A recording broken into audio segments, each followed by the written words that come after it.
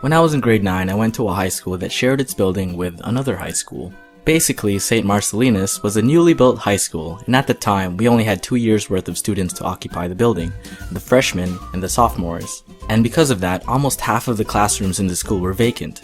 This allowed another school, St. Joan of Arc, to use those available spaces until their school was built. I didn't really think much of it, until I met Joyce. Hey Dom, I don't think you make it obvious enough that you're not using real names in your stories. What, really? You mean people are actually searching Aaron Kim on Facebook? Yeah. Anyway, my first period was French, and the classroom happened to be at the border of which my school and St. Joan of Arc were separated. One day, as I was waiting in front of my classroom for the teacher to come and open the door for us, I happened to catch a glimpse of a cute girl from the other school, who was also waiting for her teacher. Dom, it seems like you get into a lot of shit when you notice a cute girl. Is this gonna be one of those stories? Shh, just sit down. Let me tell the story. So this continued nearly every day.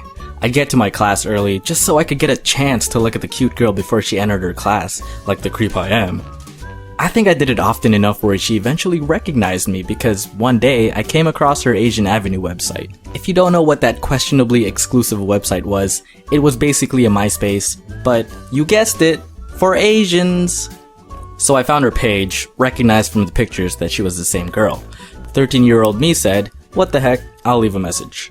I said, "Hey, you look familiar. Do you go to St. Joan of Arc?" She said, "Yeah. You go to St. Marcellinus, right?" "I've been noticed." And that was the start of a new friendship. We started meeting up before our first classes, and although they were short, I cherished it. We even began strategically planning the paths we took to our next classes, just so we could briefly run into each other. She gave me this nickname, Doms, and it just stuck with me. I liked it, even though it was just adding a letter to my name. She found my art really impressive, and having her support really made me want to do better and improve my skills. I still remember her saying, "Doms, if you ever become a famous artist, don't forget me." Eventually, we found ourselves talking every day, whether it was at school or online. I didn't have a phone, believe it or not, little 6-year-old with an iPad. I really liked her, but was it worth the risk of spilling my feelings and possibly making the friendship awkward? Yes. I mean, I was happy where we were. We shared personal secrets with each other. She came to me whenever she had problems, I came to her with mine.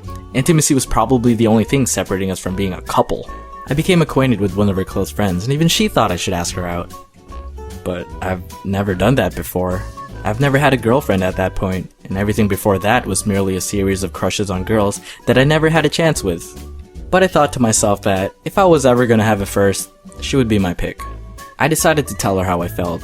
I believed I had a good chance, seeing as how we were best friends. We already had that bond, that trust. I told myself that if she does say no, I would respectfully accept it and still remain friends with her. Easier said than done. And that's what happened. I wasn't sure if there was someone else or anything, but regardless, she just didn't see me in that way. I felt crushed, pun intended. But it felt amazing to get that off my chest. She didn't find it too weird. She was an open-minded girl. And yes, I titled this Best Friend Zone because that is what it was.